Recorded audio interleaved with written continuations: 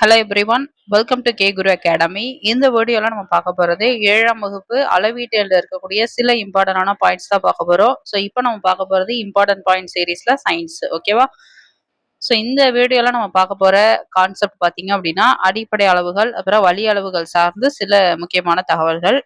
அடிப்படை அளவுகள் அப்படிங்கிறது ஃபர்ஸ்ட் என்னன்றதை புரிஞ்சுக்கோங்க. வேறு எந்த இயற்பியல் அளவுகளாலையும் குறிப்பிட முடியாத இயற்பியல் அளவுகளை நம்ம அடிப்படை அளவுகள் அப்படின்னு சொல்லுவோம். உதாரணத்துக்கு பார்த்தீங்கன்னா நீளம், நிறை, காலம். ஓகேவா? அடிப்படை அளவுகளை அளந்தறியறதுக்கு பயன்படுத்தக்கூடிய அந்த யூனிட்ஸை நம்ம இந்த அடிப்படை அலகுகள் அப்படின்னு சொல்றோம். இந்த அளவுகளை அளக்கிறதுக்கு நம்ம சில யூனிட்ஸ் பயன்படுத்துறோம். அதுதான் என்னது?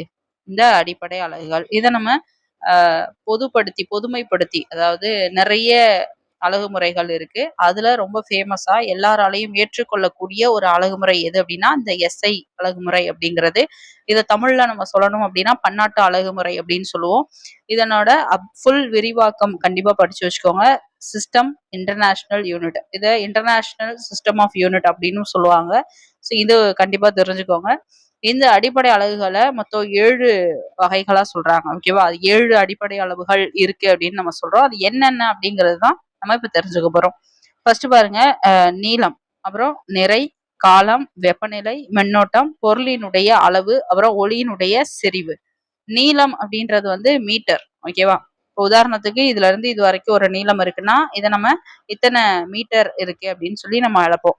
ஸோ அதுதான் அடிப்படை அலகு. மீட்டர்ல இருந்தா நமக்கு கிலோமீட்டர், மில்லி மீட்டர், அதெல்லாம் வந்து அதுக்கு அடுத்தடுத்து வர்றதுதான். பட் ஆனா எஸ்ஐ யூனிட்டை பொறுத்த வரைக்கும் அடிப்படை அலகுல நம்ம நீளத்துக்கு எதை சொல்றோம் அப்படின்னா மீட்டர் அப்படிங்கிறத சொல்றோம். அதுக்கப்புறம் பாருங்க, நிறை அப்படின்னும் பொழுது கிலோகிராம சொல்றோம். ஓகேவா? கிலோகிராம. அதுக்கப்புறம் பாத்தீங்கன்னா அத கிலோகிராம்ல இருந்து நம்ம இன்னும் எவாலுவேட் பண்ணி பார்த்தோம்னா அந்த டன் அதெல்லாம் வரும். ஓகேவா? அடுத்தது காலம். காலம் அப்படின்னும் பொழுது ஆஹ் 1 மணி நேரம் அப்படின்லாம் சொல்லுவோம் இல்லையா? ஆனா காலத்தினுடைய எஸ்ஐ அலகு எது, அடிப்படை அலகு எது அப்படின்னும் பொழுது வினாடியை சொல்றோம். செகண்ட் அப்படின்னு சொல்றோம் இல்லையா? அதுதான் ஃபர்ஸ்ட் லெட்டர் எஸ்.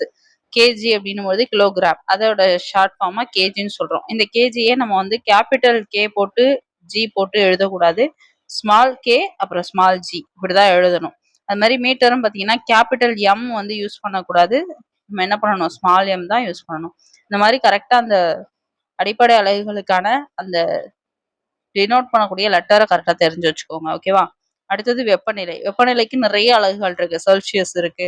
ஆனா நம்ம வந்து அடிப்படை அலகுகளுக்கு என்ன சொல்லுவோம் அப்படின்னா கெல்வின் தான் சொல்லுவோம். அதை கேபிட்டல் கே அப்படின்னு சொல்றோம். ஓகேவா? அடுத்தது மின்னோட்டம், அது ஆம்பியர், கேபிட்டல் ஏ.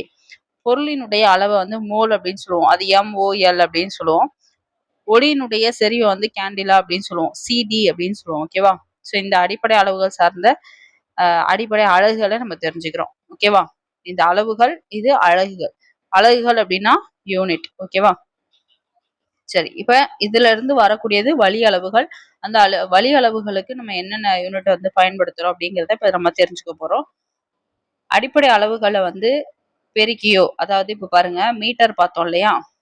ஸோ அந்த மீட்டர்லயே பார்த்தீங்க அப்படின்னா 1 மீட்டர், 2 மீட்டர்னு அப்படியே மீட்டர் இன்க்ரீஸ் பண்ணிட்டே போகும்போது, அதாவது அதிகப்படுத்திக்கிட்டு போகும்பொழுதோ அல்லது குறைத்து கொண்டு வரும் பொழுதோ நம்மளால அதனுடைய வழி அளவுகளை தெரிஞ்சுக்க முடியும்.